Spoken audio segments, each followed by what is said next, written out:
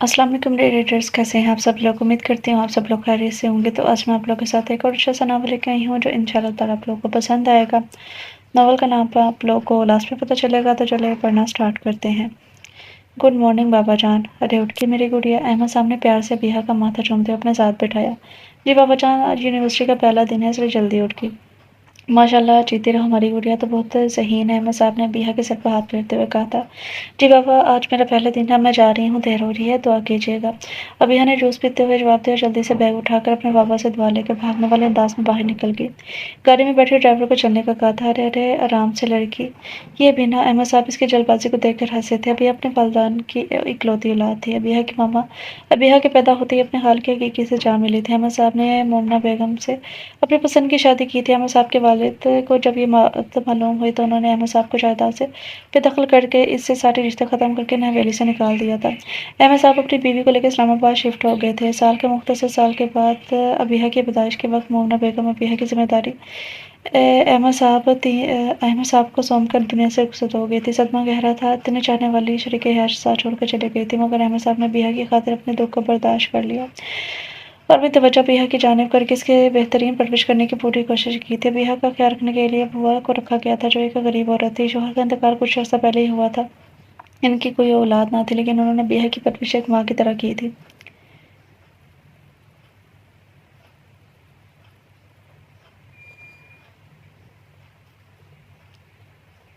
ICS university of Punjab में बिहा ने एडमिशन लिया था और आज उसका यूनिवर्सिटी में पहला दिन था। यार खान, चलना आने वाले स्टूडेंट की थोड़ी सी खिंचाई करते हैं। अली ने खान को मोबाइल में गुम देखते हुए कहा था। अरे छोड़ना, क्यों इस बेचारे को तंग करते हो।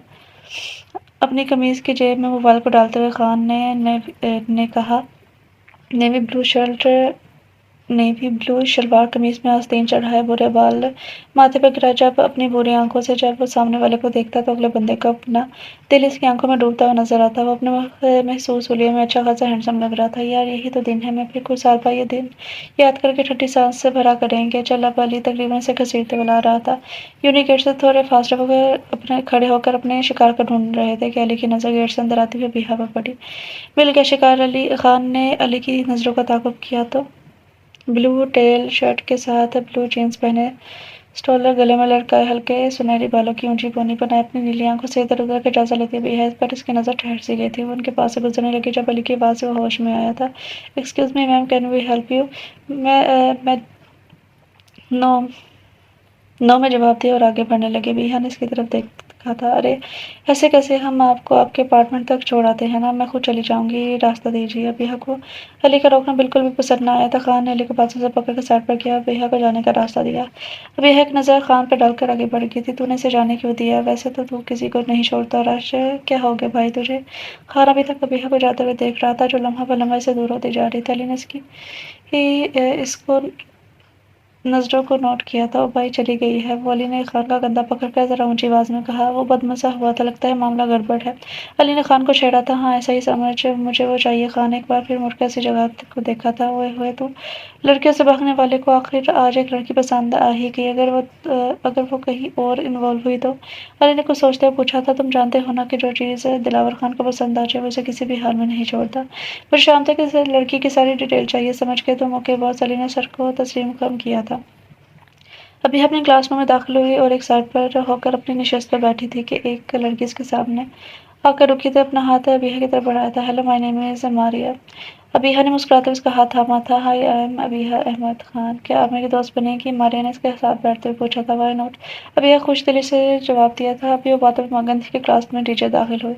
सबके साथ वो भी दोनों टीचर की जाने मुतवज्जा हो गई थी। मुसलसल 4-5 क्लासेस के बाद वो दोनों क्लास से बाहर आई थी और अब कैंटीन की तरफ जा रही थी कि अचानक कुछ लड़के इनके सामने आए थे। हे बार्बी डॉल्स, कहाँ जा रही हो, जरा हमें भी तो मौका दो, थोड़ा हमारे साथ भी घूम लो। समीर जो यूनिवर्सिटी का निहायत बिगड़ा हुआ स्टूडेंट था, अबीहा और हमारे गिर्द घूम के से इनका नहायत गंदी नजरों से जायजा ले रहा था।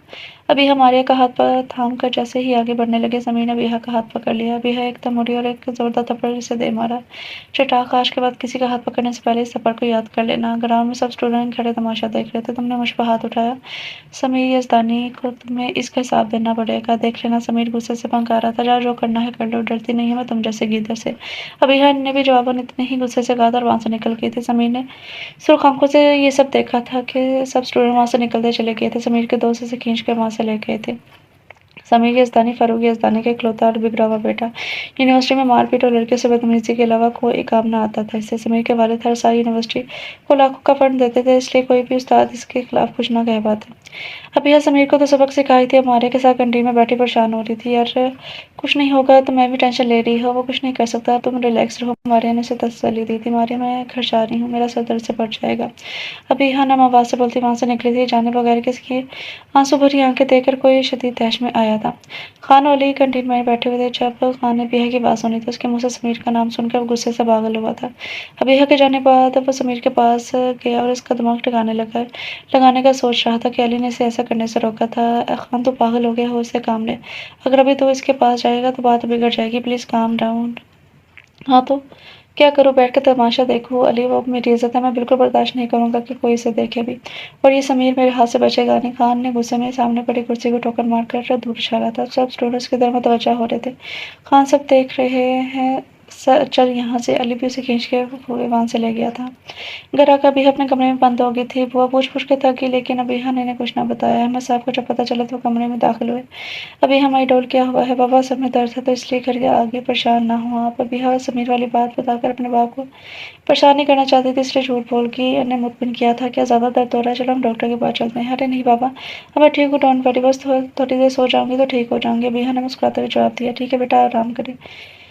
अहमद साहब अबीहा के सर पर हाथ रखते सर पर प्यार करते हुए रूप से बाहर निकल गए थे। अबीहा भी सब कुछ भुलाने की कोशिश करने लगी थी। अगले एक हफ्ते तक अबीहा को यूनिवर्सिटी में समीर नजर न आया था, जिस पर अब वो मुतमिन थी, लेकिन तूफान से पहले की खामोशी थी।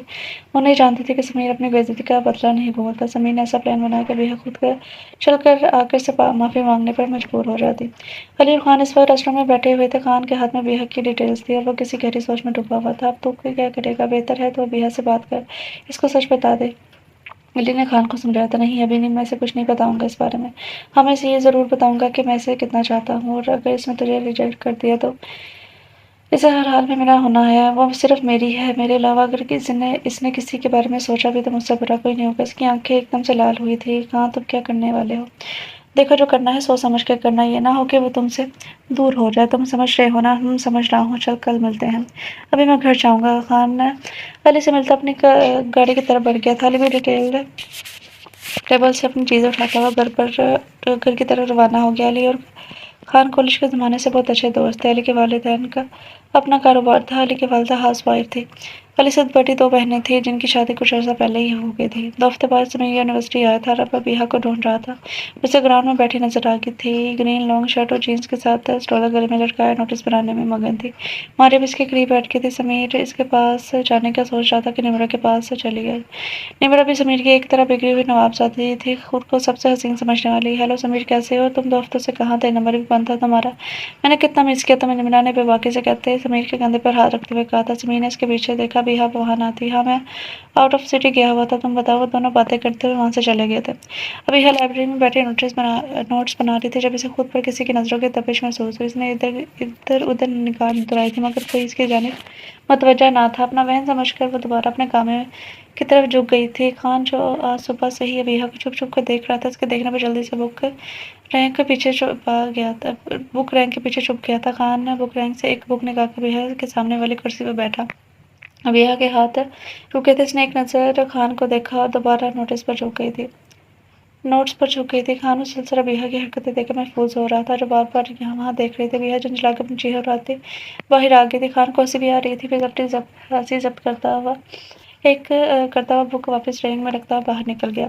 यूनिवर्सिटी से छुट्टी के बाद अभी अपने ड्राइवर के साथ घर जा रही थी। आधे रास्ते में एक झटके से गाड़ी रुकी थी। क्या हुआ चाचा, गाड़ी क्यों रोक दी?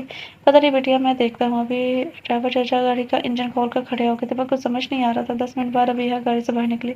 क्या हुआ चाचा, गाड़ी तो ठीक गाड़ी तो ठीक है ना? नहीं बेटा, ये तो मैकेनिक ही ठीक कर सकता है, मैं आपको कैब करवा देता हूँ। ठीक है चाचा, मुझे कैब करवा दो। दोपहर का वक़्त था, कोई कैब भी नज़र नहीं आ रही थी। थोड़ी देर बाद खान वहाँ से गुज़रा तो रोड साइड पर अबीहा को खड़े देखकर फ़ौरन अपनी गाड़ी रोकी और बाहर आया था। क्या हुआ, कोई प्रॉब्लम है? खान ने अबीहा को देखते हुए चाचा से पूछा था। जी बेटा, अचानक गाड़ी बंद हो गई है। वो कुछ समझ नहीं आ रहा, अगर कोई इतराज़ ना हो तो मैं इनको घर छोड़ देता हूँ। खान की बात सुनकर अबीहा इसकी तरफ मुड़ी थी। जी नहीं शुक्रिया, मैं इंतज़ार कर लूँगी। आप जाएँ, देखें यहाँ आपको काफ़ी वक़्त लग सकता है, मैं आपको घर छोड़ देता हूँ। मैंने कहा ना कि अरे बिटिया चली जाए, यहाँ काफ़ी वक़्त लग सकता है। अबीहा ने चाचा की तरफ देखा और बाद नवाज़ा खान की गाड़ी में जाकर बैठ गई थी। खान ने इसका गुस्सा भरा चेहरा देखा और गाड़ी में बैठकर गाड़ी आगे बढ़ा कर ले गया था। क्या आप मुझे घर का एड्रेस बताएं? कि खान ने बैक व्यू मिरर से बिहा से एड्रेस पूछा था। बिहा एड्रेस समझाकर गाड़ी से बाहर देखने लगी थी।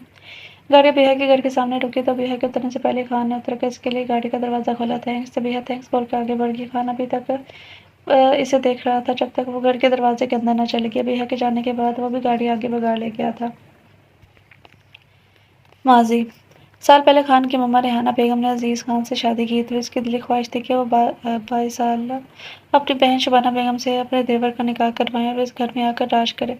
वक्त कट रहा था। रेहाना बेगम ने अजीज़ खान से बात की कि वो अहमद खान से शबाना का निकाह करवाना चाहते हैं। अजीज़ खान ने अपने भाई अहमद से बात की तो उन्होंने साफ कह डाला किसी और को पसंद करते हैं। इनके कॉलेज की लड़की में उनको पसंद करते हैं और इन्हीं से शादी करेंगे। जब ये बात रेहाना बेगम को पता चली, वो शदीद गुस्सा हुई थी। दिन गुजरते गए, रेहाना बेगम ने एड़ी चोटी का जोर लगाया था मगर कुछ कर ना पाई और अहमद साहब की शादी मुन्ना बेगम से हो गई थी। बात जब अहमद खान को मालूम हुई तो उन्होंने अहमद खान से बास बरस करके इन्हें घर से निकाल दिया था। अहमद खान ने दिल बर्दाश्ता होकर हवेली छोड़ करने का फैसला किया जब रेहाना बेगम 5th मंथ कंसीव कर रही थी। जब ही अहमद खान हवेली छोड़ गए थे, पहले इस्लामाबाद में एक छोटा सा फ्लैट लिया, कारोबार भी अलग कर लिया और खूब तरक्की की। इसी दौरान एक मासूम सी परी ने इनके घर जन्म लिया जिसका नाम उन्होंने अबीहा रखा था। इसके पैदा होते ही रहमत आई और इनके लिए खुशियों की चाबी मिल गई। ये खान हवेली का मंजर है जो सवात के एक गांव में अपने पूरी शान शौकत से लोगों को अपनी तरफ मतवजा करती है। हवेली का बड़ा आहनी गेट जो आने वाले को खुशामदीद करता है। गेट से अंदर दाखिल होते एक लंबी रोज है, इसके साथ साथ गुलाब के फूलों की बहुतात नस में एलईडी सब लगी हुई है। सबसे पहले अंदर दाखिल हो तो हॉल में जहां सामने दीवार पर एक बड़ी सी एलईडी लगी हुई है। कीमती कालीन और सोफे अपनी कीमत का मुंह बोलता सबूत है। हाल से मुहलिक वेस्टर्न स्टाइल किचन है। किचन से जरा आगे के 4 कमरे तरतीब से हैं। किचन से ऊपर सीढ़ियां चढ़कर एक और पोर्शन है जहां यंग जनरेशन रहती है। यह हवेली अहमद खान की है जो इस इलाके के एक मोअज़्ज़ज़ शख्सियत हैं। इस हवेली में 3 खानदान आबाद हैं, अजीज़ खान और इनकी अहलिया रेहाना बेगम। इनकी 2 औलादें हैं, दिलावर खान और ज़मीना खान। दिलावर खान इस्लामाबाद यूनिवर्सिटी से सॉफ्टवेयर इंजीनियरिंग के दौरान दूसरे साल में है, जबकि ज़मीना खान अभी मैट्रिक की तालिब इल्म है। अजीज़ खान ने छोटे रहमत खान जिनके 2 जुड़वा बच्चे हनान और मनान हैं। दोनों सदा के शरारती, हर काम में शरारत करना तो दोनों भाई का महबूब मशगला है। ये दोनों गांव से करीब एक कॉलेज में ज़ेर तालीम है और 12वीं जमात के तालिब इल्म है। रहमत खान से छोटी परवीन बेगम जिनकी शादी के 2 साल बाद परवरिश की ज़िंदगी में आई थी। मरियम जब 5 साल की थी तब परवीन बेगम के शौहर हार्ट अटैक से इस दुनिया से चल बसे थे। तब से परवीन बेगम खान हवेली में ही आ गई थी। पलवशा ने मैट्रिक के बाद तालीम को खैराबाद कह दिया था। पलवशा के दिल में दिलावर खान के लिए जज्बात हैं जिन्हें वो सबसे छुपाने की कोशिश करती है और अपनी हमराज और बचपन की सहेली ज़मीना से भी छुपाती है। ये रात 8 बजे का वक्त है। सब लोग इस वक्त किचन के साथ बने बड़े से डाइनिंग हॉल में बैठे थे। आगा जान का रात के खाने पर इंतजार कर रहे थे। हनान और मनान ज़मीना और पलवशा को तंग कर रहे थे। तभी आगा जान डाइनिंग हॉल में दाखिल हुए।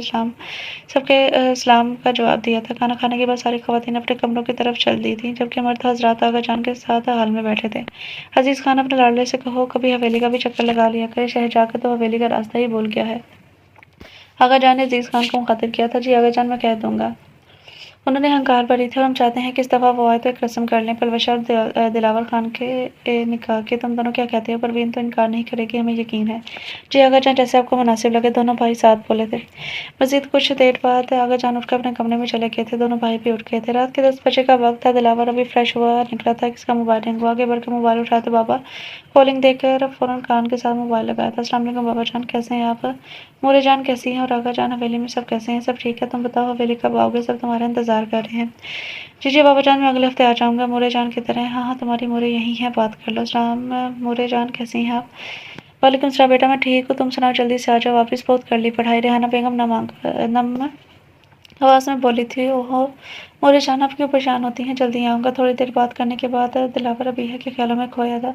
जाने नींद कब आई इसे पता न चला। अहमद साहब स्टडी में बैठे माज़ी में खोए हुए थे जब अबीहा हल्के से नॉक करके स्टडी में दाख़िल हुई थी। बाबा! अबीहा की आवाज़ सुनकर अहमद साहब चौंके थे। "अबीहा बेटा आप सोई नहीं अभी तक?" अहमद साहब ने घड़ी की तरफ देखा था जो रात के 12 बजा रही थी। "नहीं बाबा जान, नींद नहीं आ रही थोड़ा अभी तक नहीं सोए ना।" अहमद साहब मुस्कुराए थे। "बेटा अब तो नींद तो आँखों से रूठ ही गई है बाबा जान। आप अभी भी मामा को मिस करते हैं ना? अच्छा मुझे भी बताएँ ना मामा को क्या-क्या पसंद था?" अबीहा और अहमद साहब मुन्ना बेगम की बातें बहुत देर से कर रहे थे। अपनी बातें सुनते ऐसी बातें सुनते अबीहा चेयर पर बैठी टेबल पर सर रखे सो गई थी। दिलावर यूनिवर्सिटी आने के बाद से अबीहा को ढूंढ रहा था। जब भी वो इसे ग्राउंड में बैठी हुई नजर आई थी वो इसके पास ही बैठने के लिए खड़ा हुआ था। "क्या नई सीट है?" दिलावर ने अबीहा से पूछा तो अबीहा ने इधर-उधर देखकर इजाज़त दे दी। थैंक्स। वो मुस्कुराए हुए बैठ गया था। "अबीहा मुझे आपसे बात करनी है अगर आप बुरा ना लगे तो।" अबीहा ने इसे देखकर हाँ में सर हिलाया था। "अबीहा मैं तुमसे प्यार करता हूँ। क्या तुम मुझसे शादी करोगे?" अबीहा एकदम अपनी जगह से उठी थी। "आप होश में हैं? ये क्या कह रहे हैं आप?"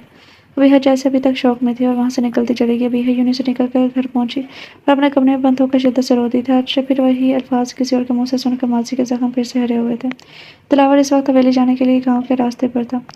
वो मुसलसल अबीहा के बारे में सोच रहा था। 2 दिन गुज़रने के बाद आज भी यूनिवर्सिटी नहीं आई थी। वो भी हवेली चला गया था और जैसे हवेली पहुँचा सबने इसका पुरजोश इस्तकबाल किया था। पलवशा की खुशी का कोई ठिकाना न था क्योंकि कल रात वो आगाजान अपने मोरे की बातें सुन चुके थे जब वो पलवशा और दिलावर के निकाह की बातें कर रहे थे। दिलावर इस वक़्त ब्राउन शलवार कमीज़ में ऑफ वाइट शॉल ओढ़े बाल हमेशा की तरह माथे पर गिराए नहायत शानदार लग रहा था। सबके साथ वो दिलावर ने पलवशा से भी हालचाल पूछा। पलवशा ने शर्मा कर जवाब दिया और वहाँ से भाग गई। दिलावर इसके अंदाज पर हैरान होता हुआ अंदर बढ़ गया था। किचन से इश्तिहा अंगेज़ खानों की खुशबुएं आ रही थी। आज सब खाना दिलावर की पसंद का बना था। दिलावर अपने कमरे में फ्रेश होने चला गया था। सब वहीं हॉल में बैठे बातें कर रहे थे। नान और मनान की शरारतें जारी थी। आधे घंटे बाद दिलावर भी फ्रेश होकर आया वहीं हॉल में सबके साथ बैठा। कुछ देर बाद मुलाज़िमा खान ने टेबल पर खाना लगाने की इत्तला दी तो सब डाइनिंग हॉल की तरफ बढ़ गए थे। सब खाने के बाद इस वक्त हॉल में बैठे कुछ गप्पों में मसरूफ़ थे जब अचानक आगाजान ने दिलावर को मुखातिब किया था। "दिलावर खान, हम चाहते हैं कि तुम अपना घर बसा लो, पढ़ाई भी होती रहेगी।" साथ-साथ दिलावर आगाजान की बात सुनकर एकदम चौंका था। "मगर आगाजान, मैं अभी शादी नहीं करना चाहता। तो अब तुम हमारे हुक्म के खिलाफ जाओगे?" "नहीं आगाजान, मगर अभी शादी के लिए उम्र बड़ी है। वैसे भी अब मुझे कौन देगा अपनी बेटी?" दिलावर ने मज़ाक में बात उठाई थी। "पलवशा से हो रही है तुम्हारी शादी और वैसे भी अभी सिर्फ निकाह होगा, शादी तुम्हारी मर्ज़ी पर रख लेंगे।" आगाजान की बात सुनकर जैसे वो होश में आया था। "आगाजान, ये आप क्या कह रहे हैं? मैं पलवशा को हमेशा ज़मीना की तरह समझा है। गुस्ताखी माफ़, मगर आप ये ख़्याल अपने दिल से निकाल दें।" सब लोग आगाजान और दिलावर की बहस सुन रहे थे। दिलावर की आखिरी बात पर पलवशा का चेहरा लठे की माने सफ़ेद हुआ था और वहाँ से उठकर अपने कमरे में चली गई। आगाजान ने हंकार भरा, "तो ये तुम्हारा आखिरी फ़ैसला है?" "जी आगाजान, ये मेरा आखिरी फ़ैसला है। दिलावर खान, या तुम्हें इस हवेली को छोड़ना होगा या पलवशा से निकाह करना होगा। अब फ़ैसला तुम्हारे हाथ में है कि तुम क्या करते हो। बरसों पहले तुम्हारे चाचा से भी हमने यही कहा था। उसने हमारे फ़ैसले को झुठलाकर हमारी नाफ़रमानी की थी। नतीजा हमने इसे हवेली से बेदख़ल कर दिया। अब देखना ये है कि तुम हमारी बात मानते हो या फिर अपने चाचा के नक्शे कदम पर चलते हो।" आगाजान ने दिलावर खान के कोर्ट में फेंकी थी। अब दिलावर का फ़ैसला क्या होता है ये तो वक़्त नहीं बताना था।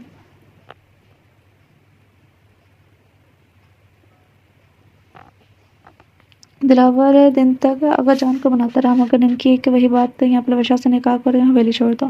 2 दिन में सुबह ही सुबह वापस शब जाने की तैयारी कर रहा था जब नूरजहान इसके कमरे में आई थी। बेटा मत जाओ, अपने आगाजान की बात मान लो।" वो नम आवाज़ में इसे रोक रही थी पर दिलावर अब अगर नरम पड़ जाता तो वो अबीहा को हमेशा के लिए खो देता। "ओहो नूरजहान, मैं चल जाऊँगा ना आपकी बहू को लेकर। प्लीज़ आप परेशान ना हों और वैसे भी आगाजान को मैं मना लूँगा। अभी चलता हूँ।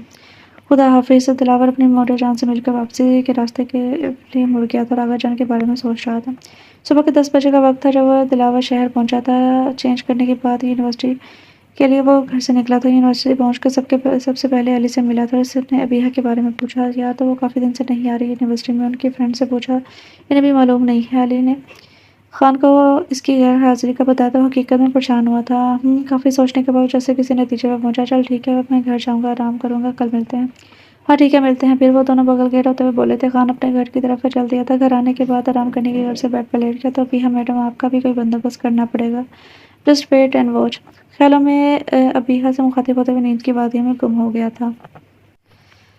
अबीहा जब आईएएस आईसीएस कर रही थी तब इसके पापा ने अपने एक दोस्त के बेहद इसरार पर इसका रिश्ता इनके बेटे से कर दिया था। बिहा को स्टाइलिश और हैंडसम सा मुनीब पसंद आया था तब इसने इस रिश्ते के लिए हाँ कर दी। मंगनी काफ़ी बड़े पैमाने पर अरेंज की गई थी। बहुत सब बहुत ज़्यादा खुश थे। बज़ाहिर सब कुछ ठीक था मगर मुनीब और उसका बाप सिर्फ इसके बेतहाशा दौलत के पीछे था। मुनीब बिहा से हर रोज़ बात करता, उसे अपनी छोटी झूठी मोहब्बत का यकीन दिलाता। बिहा भी इसे पसंद करने लगी थी। एक दिन बिहा और मुनीब लंच के करने एक होटल में बैठे थे तभी एक लड़की इनकी टेबल पर आई थी। जीन्स और शॉर्ट सी शर्ट में मेकअप में वो बहुत गुस्से से मुनीब की तरफ बढ़ी थी। अच्छा तो यहाँ ये सब चल रहा है तभी तुम मुझे इग्नोर करते हो? कौन आई है और तुम्हारे साथ क्या कर रही है? अब यह तो इस सिचुएशन को समझने की कोशिश कर रही थी। मनाल तुम यहाँ क्या कर रही हो? जाओ घर, मैं आता हूँ फिर बात करते हैं। मुनीब तो मनाल को यहाँ देखकर घबरा गया था। मनाल मुनीब की बीवी थी जिससे मुनीब ने छुपकर शादी की थी। बात जो भी होगी यहीं पर होगी। बताओ ये लड़की कौन है? आप कौन है? ऐसे की बात कर रही हैं? मैं मुनीब की मंगेतर और बहुत जल्द हमारी शादी होने वाली है। बिहा की बात सुनकर तो मनाल को जिससे यकीन आया। मैं मुनीब की बीवी हूँ समझी, और आज के बाद इसके आसपास भी नजर मत आना। मुनीब तुमने मुझे चीट किया, मैं तुम्हें छोड़ूंगी नहीं। मनाल मुनीब को बाजू से खींचती वहां से ले गई थी। ये बिहा वहीं बुत बनने बस बैठी समझने की कोशिश कर रही थी और एक झटके से उठी और घर आकर अपने पापा को सब बता दिया। अहमद साहब को शदीद झटका लगा। उन्होंने मुनीब के बाप को फ़ोन करके खूब सुनाई थी और साथ ही रिश्ता भी ख़त्म कर दिया। बिहा इस वाक़े के बाद से खामोश और अलग तरह रहने लगी थी। वो अब किसी पर एतबार नहीं करती थी। इस वाक़े ने जैसे इसका भरोसा हर किसी पर ख़त्म कर दिया था। अब यह ज़मीन पर से उठी थी और एक कहत करके फ्रेश होने चली गई। यह ने सोच लिया था यूनिवर्सिटी जाना छोड़ देगी क्योंकि इसे लगा था अगर इसका खान से सामना हो तो इसके बारे में सोचने पर मजबूर हो जाएगी और अब वो किसी पर एतबार नहीं करना चाहती थी। मगर वो क्या अपनी बात पर कायम रह पाएगी? इस बात का फैसला तो वक्त ने करना था। ये एक पोश एरिया में बना खूबसूरत बंगला था जिसके मेन गेट पर चौकीदार खड़ा था। खान ने कुछ सोचते हुए बंगले की पिछली साइड पर कदम बढ़ाए। अंदाजे के मुताबिक पिछली तरफ कोई गार्ड ना था। खान ने नहायत होशियारी से दीवार पे लांघी थी और बंगले में दाखिल हुआ था। हाल में दाखिल होकर किचन से थोड़े फासले पर किताब में बने कमरे को देखा था और आराम से चलता हुआ इन कमरों के सामने पहुंचा था। पहले 2 कमरे लॉक थे जबकि तीसरा कमरा खाली था। खान वहां से निकलने लगा जब उसकी नजर बिहा की तस्वीर पर पड़ी जो उसके बेड के साइड टेबल पर पड़ी थी। वॉशरूम से पानी गिरने की आवाजें आ रही थी। वो मुस्कुराया और दरवाजा बंद कर आराम से बेड पर बैठ गया था। जैसे ही कमरे में दाखिल हुई सामने ही बेड पर खान को बैठे देख के डर गई थी। अभी वो कमरे से भागने का सोच ही रही थी कि खान एक ही जज्ब तक पहुंच चुका था। आप मेरे कमरे में क्या कर रहे हैं और आप आए कैसे? अभी मैं बाबा को बुलाती हूँ। भैया ने जैसे मुंह खोला था इतनी तेजी से इसकी सांसों को कैद कर लिया गया था। लम्हे काफ़ी फसोखेज थे। काफ़ी देर जब और भैया की सांसें बंद होने लगी तो उसने आराम से इसके होंठों को आज़ादी बख्शी तो दिलचस्पी से इसका गुस्सा और शर्म से सुर्ख होते चेहरे को देखने लगा। आपकी हिम्मत कैसी हुई मुझे छूने की? बिहा ने गुस्से से इसे देखते हुए पूछा। लगता है फिर से करके बताना पड़ेगा कि कैसे छुआ है। खबरदार जो फिर से मेरे करीब आए भी तो। और आप बिना इजाज़त के मेरे कमरे में कैसे आए? निकले यहाँ से। बिहा ने बाहर की तरफ इशारा किया था। बेबी पहली बात मुझे किसी की इजाज़त की ज़रूरत नहीं है तुम्हारे कमरे में आने के लिए। दूसरी बात अगर कल से तुम यूनिवर्सिटी ना आए तो डेमो तो तुम देख ही चुकी हो। खाने से जैसे बावर करवाया था मैं नहीं आऊँगी। बिहा ने इसी के अंदाज में जवाब दिया। स्वीट हार्ट शायद तुम थोड़ी देर पहले वाली डोज को भूल चुकी हो। इसकी बात से बिहा ने जल्दी से अपने होंठ छुपाए थे। इसकी हर हरकत पर खान का कहका भी साख्ता था। स्मार्ट कर बट अगर मेरी बात ना मानी तो मैं बहुत बुरा पेश आऊँगा।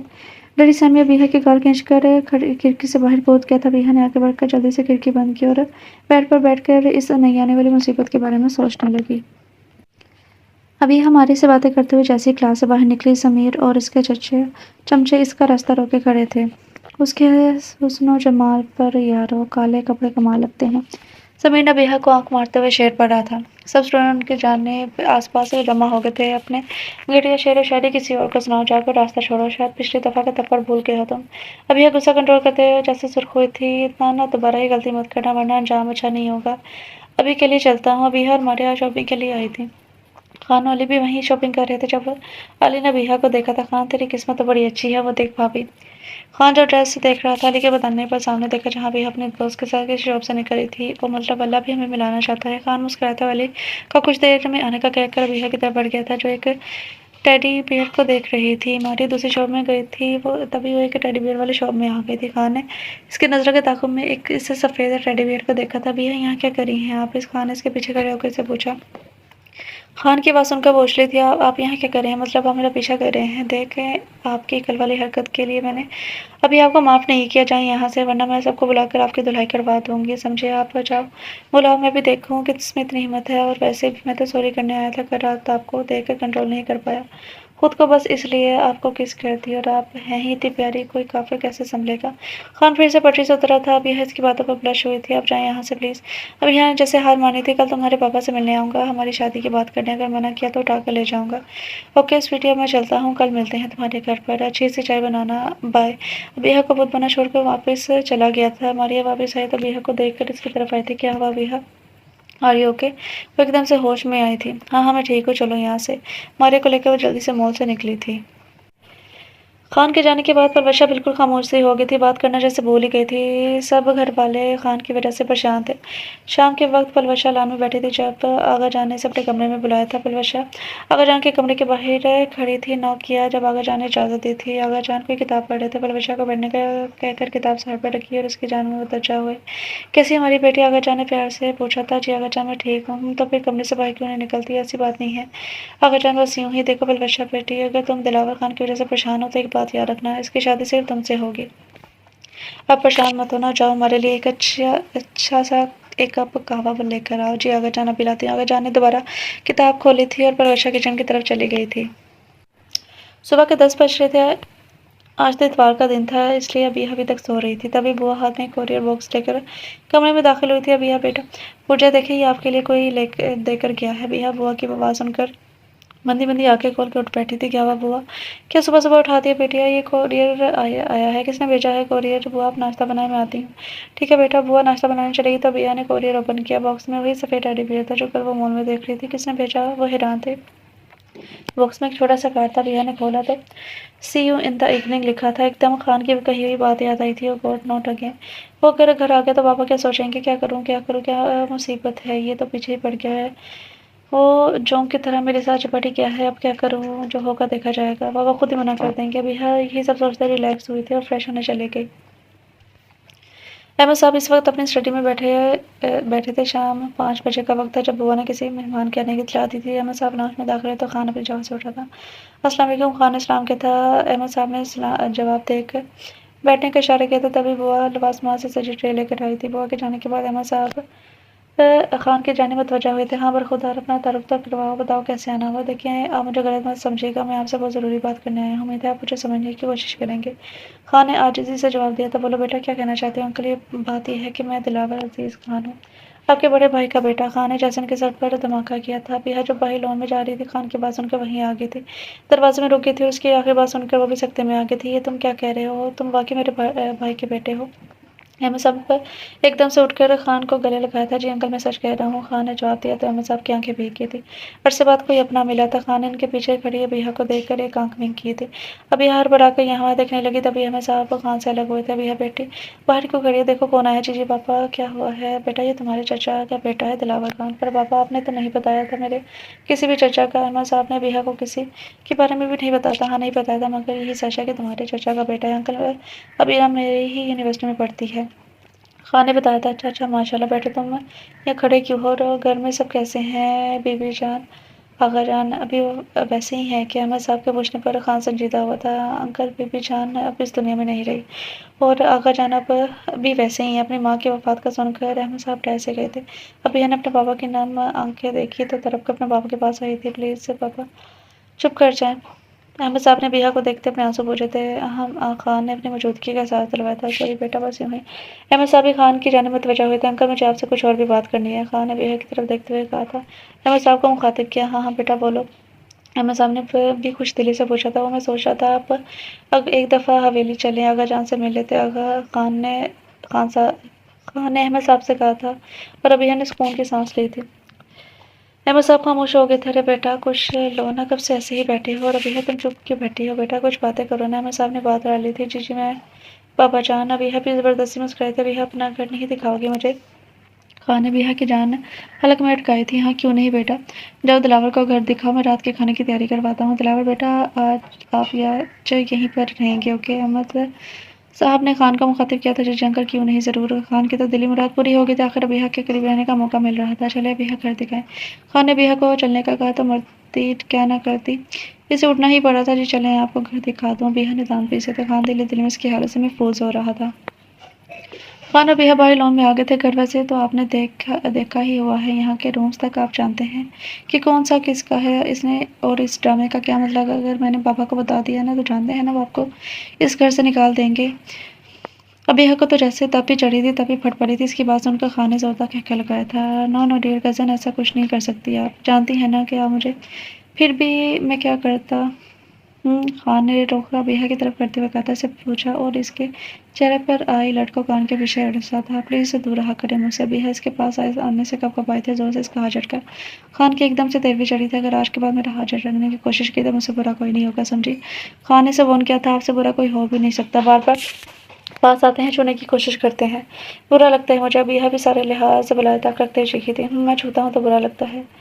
करता हूँ अंकल से बात निकाह के बाद ही अब पास आऊँगा, और अगर तब तुमने मुझे रोका तो मुझसे अच्छी की उम्मीद बिल्कुल मत रखना। खान ने भी गुस्से से इसकी तरफ देखा था। आपको जो करना है कर ले, मैं आपसे शादी नहीं करूँगी। सुना आपने, जहर खा लूँगी पर आपसे कभी शादी नहीं करूँगी। समझ क्या रखा है आपने मुझे। अभी हमें तो जैसे आज बर्दाश्त की हद खत्म हो गई थी। बेबी डॉल इतना गुस्सा सेहत के लिए अच्छा नहीं होता। चलो घर चले, चलो घर देखते हैं, बाकी बातें बाद में। ओके। खान अबीहा की नाक दबाते हुए से वहां से खींचते पौधों की क्यारी की तरफ ले गया था, जहाँ ये रंग बिरंगे फूल अपनी खूबसूरती की मिसाल था। इस वक्त अहमद साहब खान और अबीहा डाइनिंग टेबल पर बैठे रात का खाना खा रहे थे। अहमद साहब ने खान के लिए मुख्तलिफ किस्म के खाने बनवाए थे। सरबराही कुर्सी पर अहमद साहब, जबकि इनके दाएं और बाएं अबीहा और खान बैठे थे। हल्की फुल्की बातों के दौरान खाना खाया गया। अबीहा, बेटा मेरे और दिलावर के लिए 2 कप कॉफ़ी बनाकर स्टडी में भिजवा दें, हम वहीं बैठे हैं। खाने के बाद अहमद साहब ने कहा था, जी बाबा भिजवाती हूँ। अबीहा ने आम से लहजे में कहा। किचन की तरफ चल दी थी, जबकि खान और अहमद स्टडी में की तरफ चले गए थे। अंकल, मुझे आपसे एक बहुत इंपॉर्टेंट बात करनी है, अगर आपको बुरा ना लगे तो। खान ने जैसे इजाज़त चाही थी। हाँ बेटा बोलो, क्या बात है। अंकल, मैं अबीहा से शादी करना चाहता हूँ, मैं इससे बहुत प्यार करता हूँ, प्लीज़ मना मत कीजिएगा। खान ने आस लिए इन्हें देखकर कहा था। खान बेटा, ये आप क्या कह रहे हैं। आप जानते हैं कि आगाजान कभी नहीं मानेंगे। हम जानते हैं कि वो अपनी जिद की कितने पक्के हैं। तुम तो अपने दिल से ये ख्याल निकाल ही दो। अहमद साहब ने बहुत सोच समझ के जवाब दिया था, क्योंकि अपने आगाजान को अच्छी तरह जानते थे। अब यह जो कॉफ़ी लेकर स्टडी के बाहर अपना नाम सुनकर रुकी तो अपने बाबा का जवाब सुनकर मुस्कुराई और नौकर के अंदर दाखिल हुई थी। बाबा जान कॉफ़ी। अब यह ने खान के सामने रखते हुए एक दिल जलाने वाली मुस्कुराहट उछाले अपने रूम में चली गई। खान को अब अबीहा पर गुस्सा आ रहा था। अंकल प्लीज़ मान जाए, मैं अबीहा को हमेशा खुश रखूंगा, भरोसा रखें। खान ने इनके हाथ को थामते हुए इल्तिजा की थी। ठीक है, मैं अबीहा से पूछ के जवाब दूंगा, आखिरी फैसला इसी का होगा। अहमद साहब ने हार मानते हुए कहा था, और खान दिल में सोच रहा था कि अबीहा को कैसे कन्विंस करे। ओके अंकल, बहुत शुक्रिया, अब मैं रूम में चलूंगा, और सुबह यूनि भी तो जाना है। शबा खैर। शबा बखैर को सोचते हुए वहां से उठ गया था।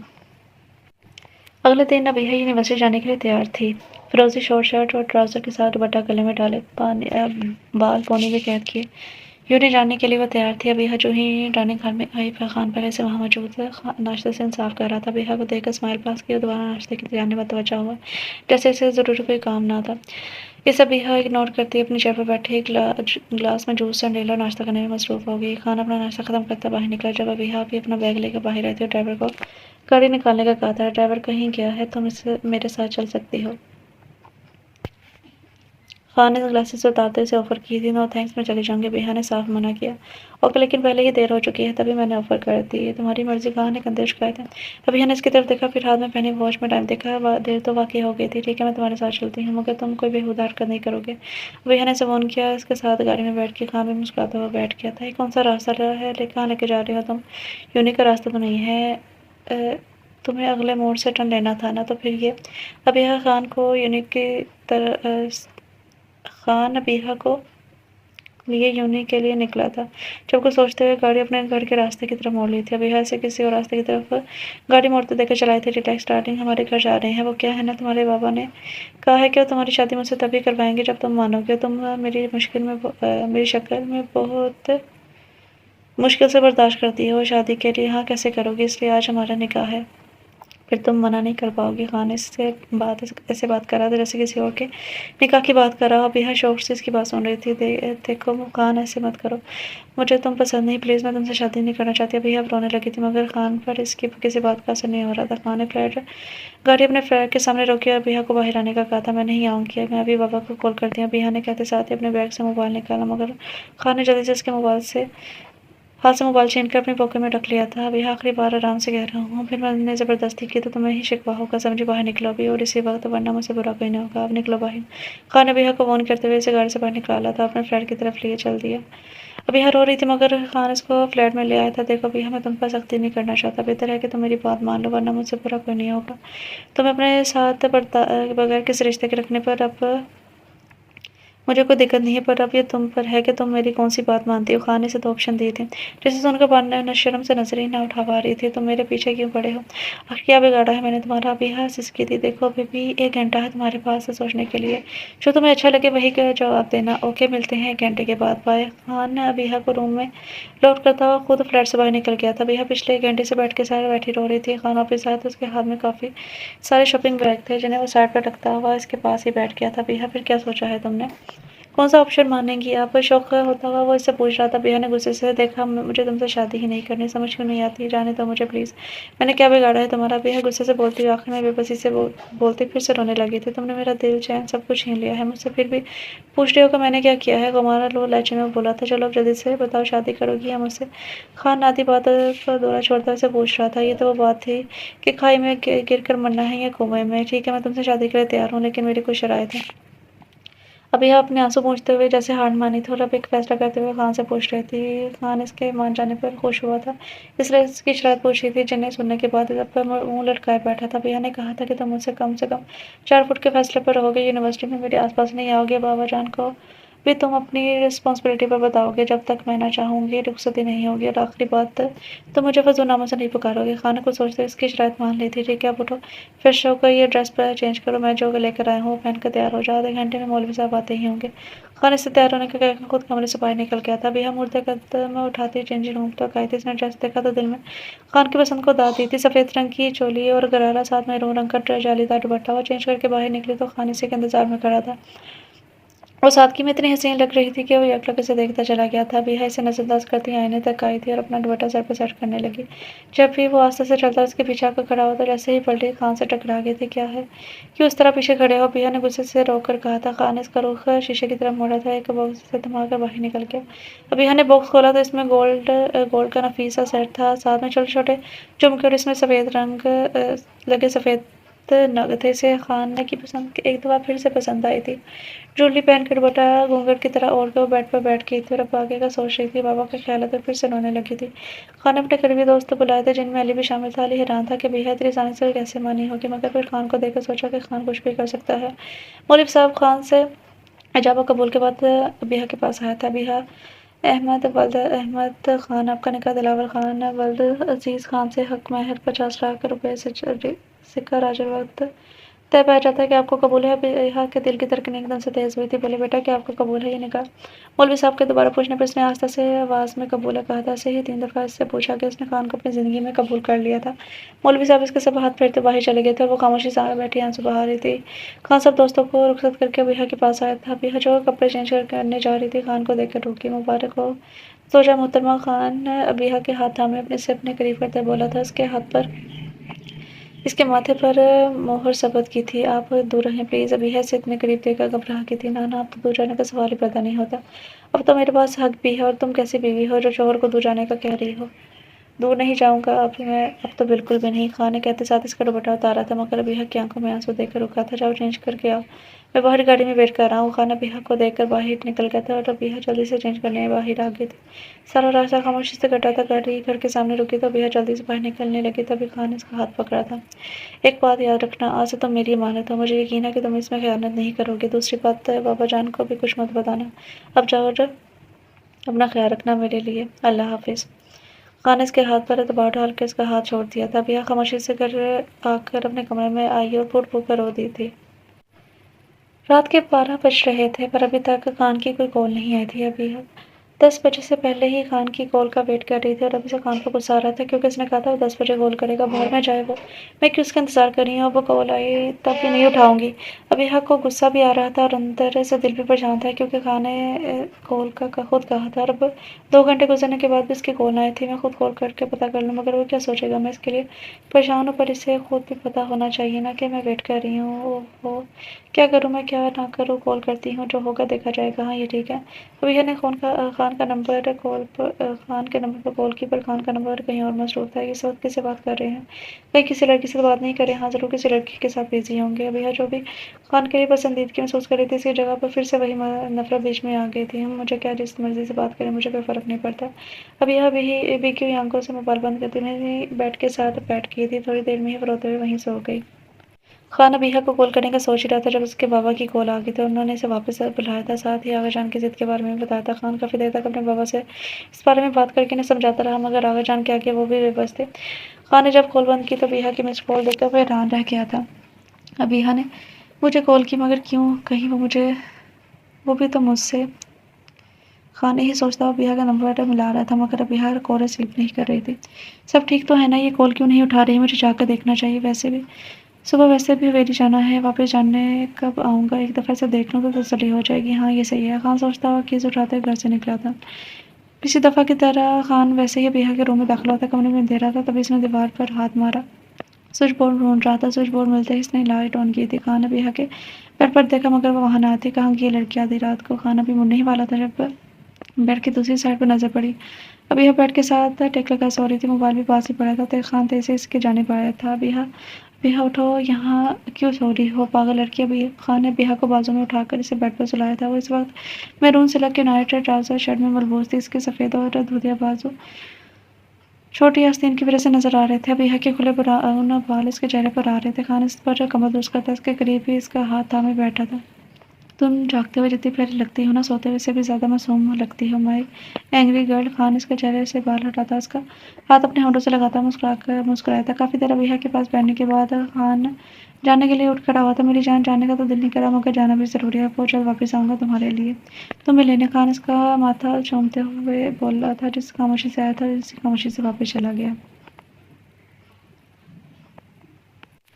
सुबह सुबह खान को अपने सामने देखकर अबीहा को रात वाली बात याद आ गई थी। आप यहाँ बार बार क्यों आ जाते हैं? कल रात भी आप आए थे ना, जब मैं सो रही थी। फिर बेगम साहिबा, मेरे अलावा किसी और को मैं इजाज़त भी नहीं दूंगा कि वो तुम्हारे कमरे में आए भी। और वैसे भी रात पहली दफ़ा मेरी बीवी ने मुझे कॉल की थी, मैं कैसे ना आता? हम खान आस्ता आस्ता उठ कदम उठाता अबीहा के पास आया और अपने दोनों हाथ इसके दाएं बाएं रख कर इसका रास्ता बंद किया था। वो मैंने कॉल जानबूझ के नहीं की थी, गलती से हो गई थी। और आप जाएं बाबा, आगे तो क्या सोचेंगे? प्लीज़ जाएं यहाँ से, हर वक्त पीछे पड़े रहते हैं, पता नहीं कब जान छूटेगी आपसे।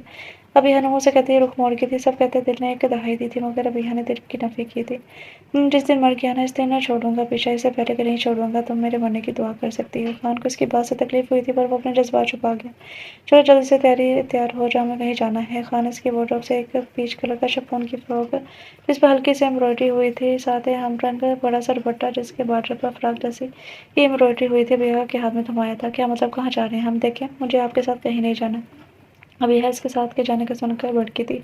अगर तुम चाहती हो कि मैं ही तुम्हें चेंज करवाऊँ तो मुझे कोई इतराज़ नहीं है। खान इसके हाथ से कपड़े लेने ही वाला था जब अबीहा जल्दी से ड्रेसिंग रूम की तरफ भागी थी। पागल लड़की।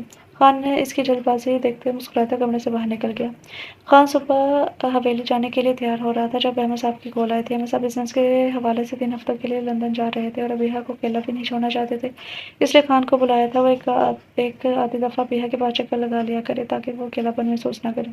खान इस वक्त अहमद साहब के साथ ड्राइंग रूम में इनके सामने बैठा था। अंकल, मैं तो हवेली जा रहा हूँ, आप आज तो आप अबीहा को मेरे साथ कहीं क्यों नहीं भेज देते? खान ने अहमद साहब से इजाज़त ली थी, मगर बेटा आगा जान, बाकी सबको तुम क्या कहोगे? अहमद साहब को खान की बात पसंद आई थी, मगर वो आगा जान को भी जानते थे। ओहो, आप वो सब मुझ पर छोड़ दो, इसकी जानिब से बेफिक्र हो जाओ, मैं ख्याल रखूंगा इसका। और फिर खान ने बताया कि वो सब घर वालों को क्या कहेगा। खान ने अहमद साहब को राज़ी कर लिया था। जब अहमद साहब ने बुआ से अबीहा को जगाने का कहा था, इनकी शाम की फ्लाइट थी। बुआ अब अबीहा को जगाने चलती थी, तभी अहमद साहब की कोई ज़रूरी कॉल आई थी। वो भी वहाँ से उठ गए थे और अपने कमरे में आ गए थे। अबीहा ड्रेस चेंज करके आई तो खान वहाँ पर ना था। अबीहा ने बाल ड्राई करके ढीली सी चोटी बनाकर गद्दे पर डाली हुई थी। सिंपल से सैंडल पहन कर अबीहा बाहर आई थी। तब तक अहमद साहब भी ड्राइंग रूम में वापस आ चुके थे। अबीहा खान को नज़रअंदाज करते हुए बाबा के साथ सोफे पर बैठी थी। अबीहा बेटा, मैं कुछ दिनों के लिए मुल्क से बाहर जा रहा हूँ, तो अपनी पैकिंग कर लें। आप खान के साथ हवेली जा रही हैं, वहाँ ठंड होगी तो अपने लिए गर्म कपड़े रख लें। अहमद साहब अबीहा को बता रहे थे और वो होनक बनी इनकी बातें सुन रही थी। खान इसकी हालत सोचते हुए अंदर अंदर महफूज हो रहा था, मगर बाबा जान, मैं वहाँ कैसे जा सकती हूँ? अबीहा अभी तक शौक में थी कि इसके बाबा जान। खान के साथ इसे कैसे भेज सकते हैं? देखिए बेटा, आप अपना में जा रही हैं और वैसे भी कुछ ही दिनों की वो बात है, आपको भी अच्छा लगेगा। अहमद साहब ने अबीहा के सर पर हाथ रखा था तो अबीहा ने जाने की हामी भर ली थी। वो नाश्ता करके अभी उठी थी जब इसके बाबा उसके पास आए थे। चाय पैकिंग करें, फिर आपने जल्दी निकलना है और मैं जल्दी वापस आने की कोशिश करूंगा। और खान भी तो है, वो भी आपका ख्याल रखेगा। अहमद साहब ने अबीहा को अपने साथ लगाते हुए समझाया। वो साथ है, यही तो सबसे बड़ी परेशानी है। अबीहा दिल दिल में बोली थी। जी बाबा जान, जाती हूँ मैं, पर आप भी अपना ख्याल रखिएगा। वहाँ जाकर मुझे रोज कॉल करनी है। अभी आखिर में उदास हुई थी। जी मेरा बेटा, मैं रोज़ाना कॉल करूँगा आपको, अब जाओ, देर हो रही है। अहमद साहब ने इसके माथे पर बोसा देते हुए कहा और कमरे से भेजा था। अभी अपनी पैकिंग कर ली थी और अब कार पोर्च में अपने पापा से मिल रही थी। खान पहले ही अहमद साहब से मिलकर ड्राइविंग सीट पर बैठा हुआ था, इंतजार कर रहा था। अभी अपने पापा से मिलने के बाद फ्रंट सीट पर आकर बैठ गई थी। गाड़ी गेट से बाहर निकली तो अहमद साहब अपने कमरे में चल दिए थे। दिन के 2 बज रहे थे। अभी हर खान इस्लामाबाद से निकले थे और अब शाम के 4 बज रहे थे। इन्हें तकरीबन 2 घंटे मजीद लगने थे। खान गाहे बाहे बिहा की जानिब देख रहा था, जो खिड़की से बाहर न जाने क्या ढूंढ रही थी। यार बीवी कितनी बोर हो, तुम थोड़ी बातें ही कर लो ताकि सफर थोड़ा अच्छा गुजर जाए, मगर एक तुम मेरी तरफ देख भी नहीं रही। बिलाखिर खान ने खामोशी तोड़ी थी। अभी एक नजर से देखकर दोबारा अपने पुराने मुश्किलें में मसरूफ हो गई थी। यार बीवी, क्या तुम्हारा मुंह क्यों बना हुआ है? बताओ तो कुछ, पता तो चले। खान अभी का हाथ थमा जो गोद में रखे मुझसे चिढ़ा रही थी। कुछ नहीं हुआ और आपको परवाह है मेरी? और हाथ छोड़े मेरे। अभी ने गुस्से से अपना हाथ चढ़वाया था। खान ने झटके से गाड़ी साइड पर रोक दी थी। अभी इधर देखो और बताओ क्या हुआ है? इतना बुरा बिहेव क्यों कर रही हो? किसने कुछ कहा है क्या? खान ने अबीहा का चेहरा हाथों के प्याले में भर के इसकी आंखों में देखते पूछा था। कुछ नहीं हुआ, आप गाड़ी चलाएं प्लीज, मैं बस पापा को मिस कर रही हूँ और कोई बात नहीं। अबीहा ने खान के हाथ चेहरे से हटाते हुए कहा था। तुम कहती हो तो मान लेते हूँ। खान ने अबीहा के जानिब देखा तो गाड़ी स्टार्ट कर दी। शाम 7 बजे वो लोग हवेली पहुंचे थे। आगा जान के अलावा सभी पोस्टमैन के इस्तकबाल के लिए खड़े थे। जब खान की गाड़ी हवेली के अंदर दाखिल हुई, सब लोग खान से मिलने के बाद अब इसके पीछे खड़ी बिहा को सवाली नजर से देख रहे थे। हाँ, ये मेरे दोस्त की बहन है, इसके पेरेंट्स मुल्क से बाहर गए हैं, ये जाना नहीं चाहती थी तो इनके बाबा ने मेरे साथ भेज दिया इसको। खान सबकी नजरों का मतलब समझता बोला था। सबसे पहले खान की मामा आगे बढ़ी थी। अरे बेटी, यहाँ क्यों खड़ी? आओ, सब तुम्हारे अपने ही हैं, घबराना नहीं है। रेहाना बेगम ने इसको गले लगाते हुए कहा था। जरमीना को भी अबीहा पसंद आई थी, अलबत्ता पलवशा को अबीहा का खान के साथ आना कुछ खटका था। मोरे जान, अब अंदर चले, यहाँ सारी रात यहीं खड़े रखेंगी। खान सबको अपनी जान मुतवज्जो करता बोला था। खान सलाला और बहुत ज़बरदस्त न्यूज़ है आपके लिए। खान हनान और मनान खान को दोनों बाजू से पकड़ अंदर ले गए थे। अरे बच्चों, आराम से आराम तो करने दो, अभी तो आया है, बच्चा थका हुआ होगा, बाद में बताना जो बताना है। खान के बाबा ने इनको झिड़कते हुए कहा था और कमरे में भेज दिया था। जमीना पर वशा बचे, जाओ मेहमानों को उनके कमरे में छोड़ दो। अगर जान बाहर गए हैं, वो आते ही हुए होंगे तो खाना लगवाती हूँ, तब तक बच्चे भी थोड़ा आराम कर लेंगे। रेहाना बेगम ने इन दोनों से कहकर अबीहा को मेहमान खाने में भिजवा दिया।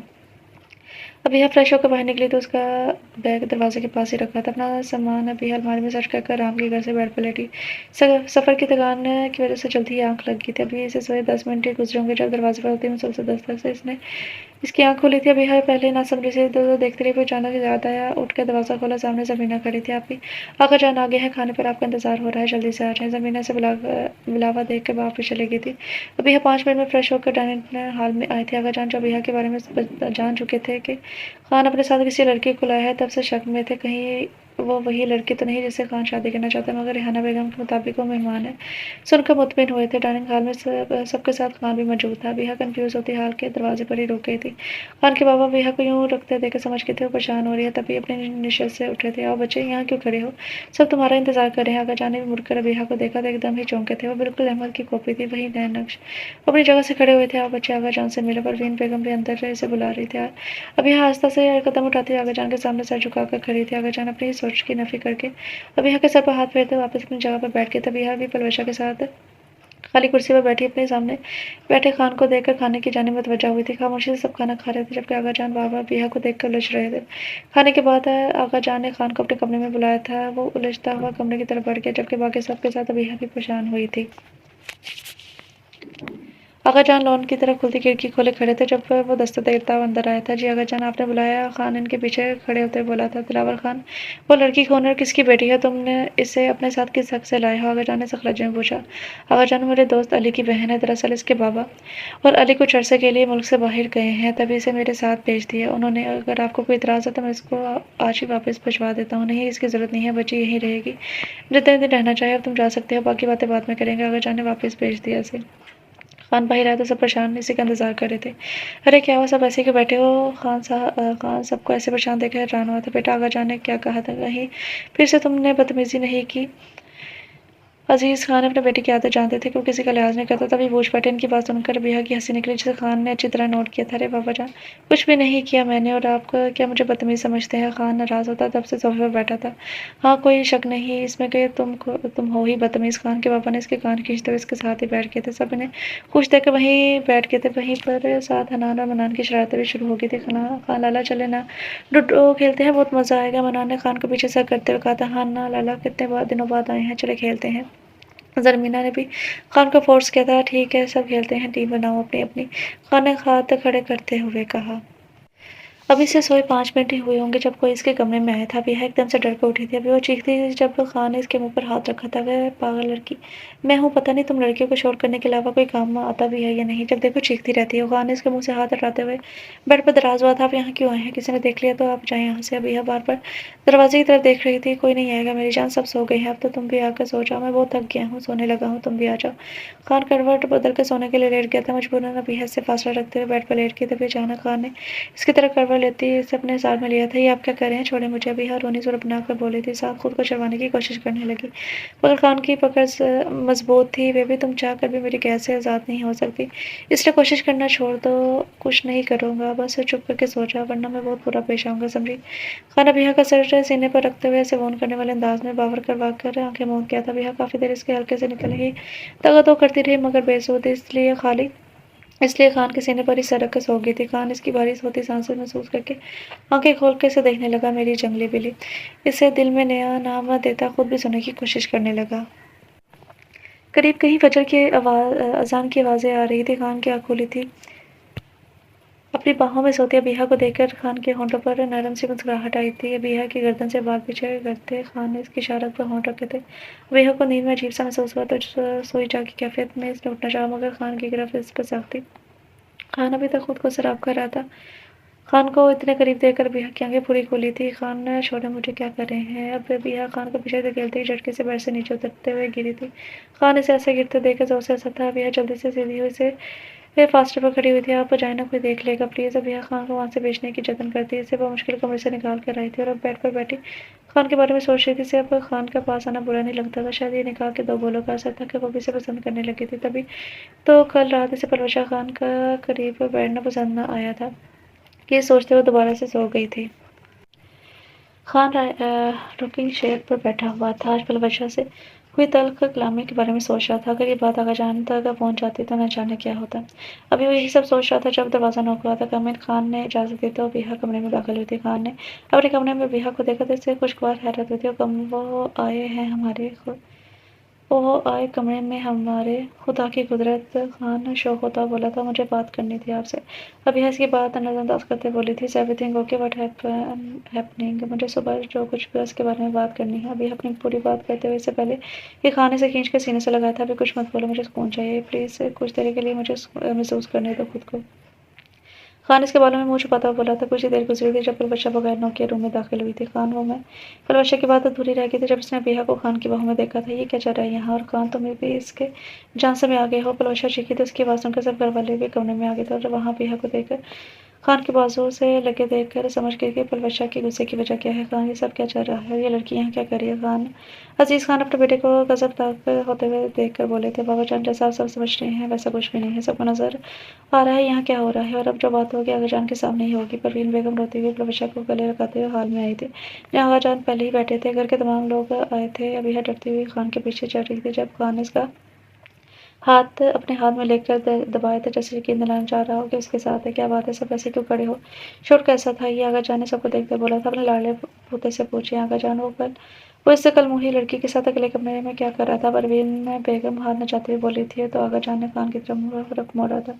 क्यों बरखुदार, क्या मैं जो सुन रहा हूँ ये सब सच है या नहीं? आगाजान ने खान से पूछा तो खान सर झुका गया था। मतलब जो हमने सुना वो सब सच है? शर्म हया नहीं आई क्या? लड़की नहीं आई क्या? शहर जाकर सारी शर्म बेच आए हो तुम। आगा जान दाड़े थे। आगा जान जैसा आप सोच रहे हैं वैसा कुछ नहीं है। खान अपनी सफाई देनी चाहिए, मगर आगा जान हाथ खड़ा करके इसे रोका था। बस दिलावर खान, हमें इससे आगे कुछ नहीं सुनना अभी, कि अभी इस लड़की को जहाँ से लाए हो वहाँ ही वापस फेंक कर आओ। आज शाम को तुम्हारा निकाह पलवाशा के साथ है और अब कोई बात नहीं सुनेंगे।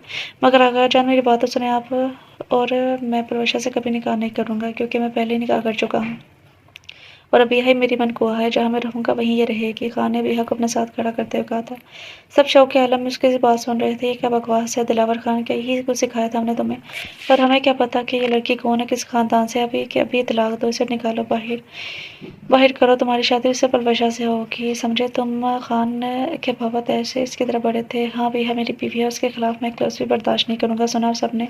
दिलावर खान ऊंची आवाज़ में दौड़ा था। बिहार रतीब इसके बाजू से कसार लगी हुई थी। खान इसकी पीठ चलाते हुए तसल्ली दी।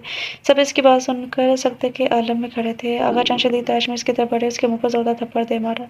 तुम होश में तो हो? क्या कह रहे हो? एक ऐसी लड़की को बीवी कह रहे हो जिसके ना खानदान का पता ना बाप का, न जाने किस खानदान की है। ये लड़की जायज़ भी है यहाँ? आगा चांद गुस्से में कुछ और कहते से पहले खान ने चुप करवा दिया था। बस आगा जान, मैं सिर्फ आपके एहतराम में चुप हूँ। और ये किसी गिरे पड़े खानदान की नहीं, बल्कि इसी खानदान की बेटी है। आपकी पोती है, ये आपके बेटे अहमद खान की बेटी है। ये खान की बात सुनकर आगा जान को एकदम पीछे सोफे पर डैसे गए थे। जिस बात का इन्हें शक था वही बात सच हुई थी। इन्हें हमेशा अबिहा को देखकर अहमद खान की याद आती थी, मगर अपनी सोच की नफी करते रहे थे। मगर आज वही सच सामने आया था। बाकी सब भी इस हकीकत को सुनने के बाद अपनी जगह चौंके थे। तभी रेहाना बेगम आगे बढ़ी और बेहा को बालों से पकड़कर खान से दूर किया था। मोरे जान, क्या कर रही हैं आप ये? खान अपनी माँ का रूप देख हैरान हुआ था। बस खान ने हमारे लाड प्यार का नाजायज फायदा मत उठाया। ये लड़की रेहाना बेगम अब बेहा की जाने मुड़ी थी। परसों पहले इसकी माँ ने हमारी जिंदगियों में आकर तूफान खड़ा किया था। अब तुम भी इसकी ही उसी की बेटी को फांस लिया है। उसी की बेटी को फांस लिया ना, मेरे बेटे को। रेहाना बेगम इस वक्त जाहिलों की तरह लड़ रही थी। बस करे मोरे जान, क्या हो गया आपको? और इसमें इसका कोई कसूर नहीं है। मैंने ज़बरदस्ती नहीं क्या किया था इससे। और अब मैं मजीद यहाँ नहीं रहूँगा। चलो अभी यहाँ से पैकिंग करो अपनी, हम वापस जा रहे हैं आज ही। खान सब पर एक नज़र डालता वहाँ अबिहा को लेकर निकलता चला गया था। तुम दोनों यहाँ से कहीं नहीं जाओगे, अबिहा यहीं रहेगी और हमें अबिहा से बात करनी है। कहाँ है वो? खान हैरान है और परेशान होता दरवाजे के आगे से हटा था। अबिहा जो भी वॉशरूम से निकली थी, आगाजान को देखकर डरी थी। अबिहा बेटा, मुझे माफ़ कर दो, मैं अपनी जिद में भग गया था। बड़े तो खुद से छोटों को माफ़ करते हैं। आगाजान अबिहा को गले लगाए रो दिए थे। आखिर इतने सालों बाद मैंने लाले बेटे की याद सताई थी और फिर अपनी पोती को देख इनके खून ने भी जोश मारा था। खान ने इसका काया पलटने पर खुश होते आगाजान के कंधे पर हाथ रखा था।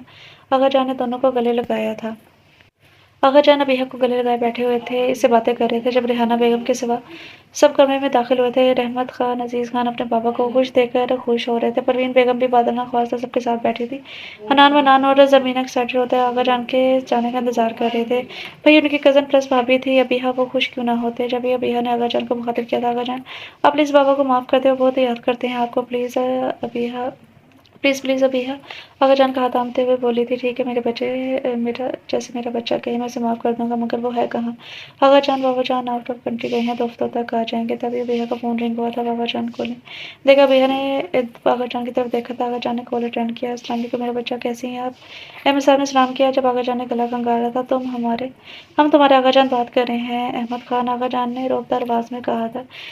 अहमद खान, जो आगाजान की तवक्को नहीं कर रहे थे, अपनी जगह से फ़ौरन खड़े हुए थे। आगाजान आप कैसे हैं? अहमद के लहजे में बेकरारी थी। अपना काम ख़त्म करके जल्दी से हवेली पहुंचो, फिर ही बात होगी तुमसे। आगाजान का जवाब सुनकर अहमद साहब पुरजोश होकर बोले थे, मैं अगली फ्लाइट से पहुंच रहा हूँ।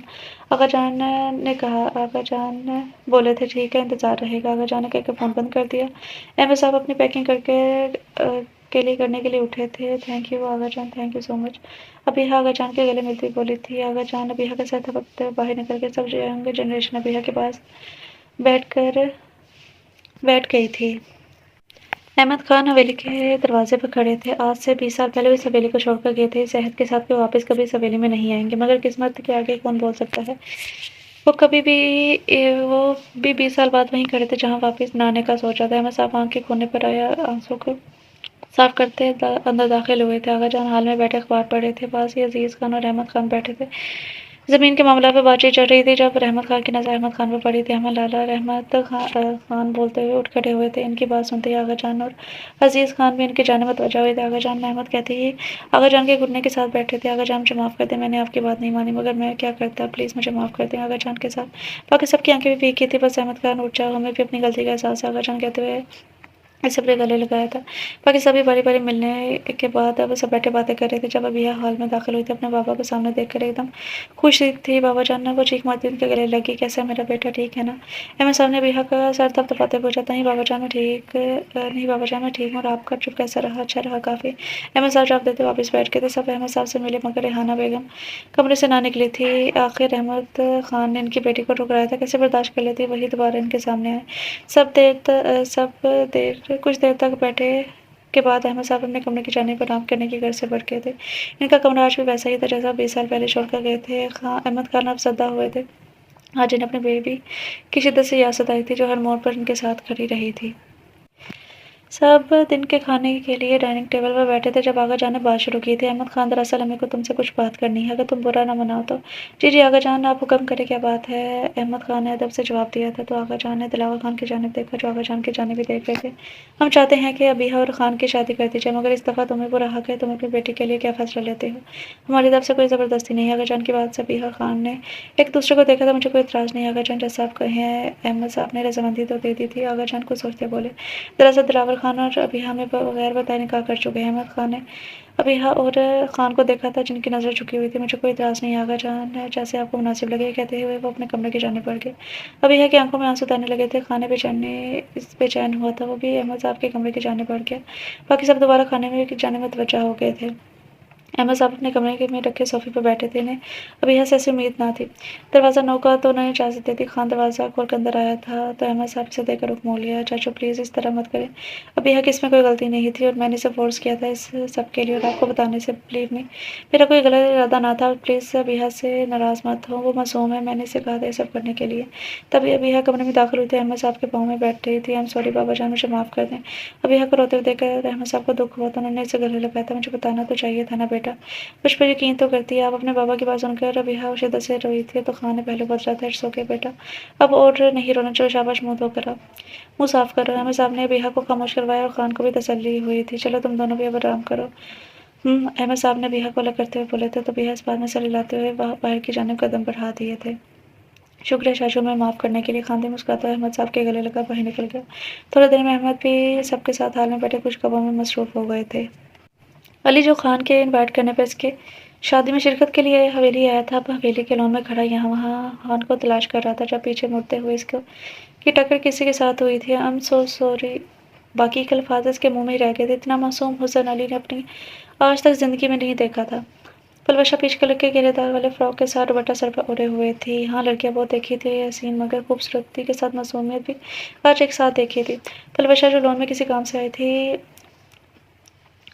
वापस जाते हुए किसी से टकरा गई थी और इस अजनबी का गोना से गफलत में मुब्तला कर गया था। पलवशा अंदर की जाने बड़ी तो अली होश में आया था, जल्दी से उसे आवाज़ दी थी, एक्सक्यूज़ मी, मुझे क्या आप खान का बता सकते हैं कि कहाँ है? एक्चुअली मैं कभी यहाँ नहीं आया, मुझे यहाँ के बारे में नहीं पता। तो पलवशा से जी आई कहती कि आगे बढ़ गई थी तो अली भी इसके पीछे जी आइए कहकर आगे बढ़ गई थी तो अली भी इसके पीछे चल दिया था। खान के दरवाजे पर दस्तक देकर पलवशा ने इसे अंदर जाने का कहा था, खुद दरवाजे तक कमरे की जाने बढ़ गई थी। तमाम लाइट्स ऑफ हुई और एक स्पॉटलाइट हॉल के दरवाजे से निकली अबीहा पर फोकस की थी। सुर्ख लिबास में अबीहा आसमान से उतरी हुई भूर लग रही थी। खान की नज़र पड़ी तो पलटना भूल गई थी। पलवशा खान की नज़र से इर्तिकाज़ को महसूस करते जल्द भुन गई थी। अबीहा स्टेज के पास जब पहुंची तो खान ने हाथ आगे बढ़ाया था स्टेज पर चढ़ने में मदद की। सब यंग जनरेशन ने होटिंग की थी तो अबीहा सिमटी और कामता हुआ हाथ खान के हाथ में थमा दिया था। अबीहा के स्टेज पर बैठते ही तमाम लाइट्स दोबारा ऑन हो गई थी।